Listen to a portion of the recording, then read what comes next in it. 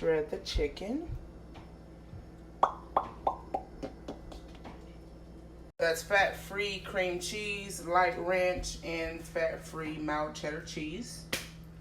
Some people add a whole bottle of hot sauce. I like mine spicy, so I'm going to use the rest of some hot sauce that I have, and then I'm going to put another half of the new bottle I bought.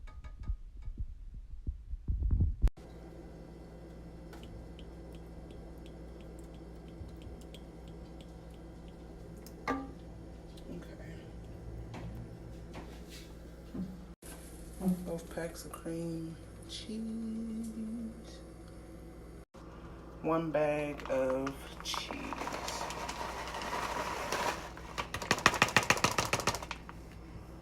And just cover it. This is actually supposed to be made in a crock pot, but I haven't purchased a new crock pot since I had my fire. So yeah, I'm just using my non-stick